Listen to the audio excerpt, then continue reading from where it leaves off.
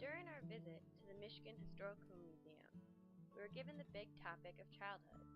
Within childhood, we chose to explore the ways in which children's role changed throughout different eras in Michigan history. Throughout the 19th and 20th centuries, major current events impacted the roles children took on in their families, as well as society. Back in the Civil War era, which was in the early 1860s, children played a different role in society compared to today's reality. Children were affected and an important factor to the war. Their roles changed drastically when their fathers left to help fight. Boys and girls had different duties that needed to be completed during the Civil War. According to one of the museum guides, some boys were sent to the war to play drums, where they would send signals to troops in battle and provide a pick-me-up for the soldiers. The drummer boys also helped out with cooking and with various orders from soldiers. Other boys were kept at home, where they would help out with the family and take over their father's role before they left for the war. On the other hand, girls were kept at home to help make care packages for their fathers and other soldiers.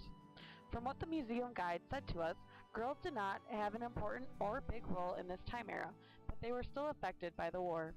After the Civil War, children's role in society began to change. Around this time, children's role shifted more towards being a student. Students' curriculum focused more on how to be a good member of society, with subjects such as hygiene, penmanship, and arithmetic. Unlike today, all students, regardless of grade, studied in the same one-room schoolhouse. Typically, there was only one teacher. Also, upper-level students would tutor the younger students.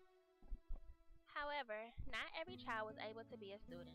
Some students had obligations to their households where they would work on the farm or at the mill all day instead of going to school. When children were not working or at school, they had leisure time. There were specific toys for boys and girls. Toys such as baseball mitts conditioned boys to be more active and aggressive, while girls had toys such as stoves and irons which taught them more domesticated skills. From a drummer boy in the Civil War to the student in the one-room schoolhouse, a child's role in society is forever evolving. During the 20th century, a prominent era was during World War II. Although children weren't active members in the war, they fought on the home front with their support for their loved ones in the war and their patriotism for the country. The radio in the living room represents a child's involvement and understanding of technology in that era. The radio was a tall wooden structure with a dial on the front to tune the different stations. It was common for families and children to sit around the radio at night and listen to the news, music, and entertaining stories.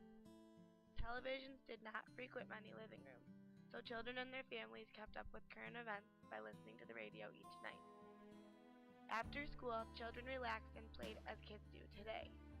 Army Men in War comic books adorned the family room floor. These artifacts represent the children's interest and concern for the social events that took place in their daily lives. Young girls commonly played with baby dolls, encouraging them to play a matronly role and help with the upkeep of the house. These artifacts show children's role as they were throughout the different eras. What makes children similar? How have their roles changed? How do current events affect children's responsibilities in their daily lives? As we traveled and explored through time, it was evident that children shared many similar experiences throughout these different events. Children play a significant role in every society, and it is important for children today to recognize how previous events and lifestyles have influenced their daily lives.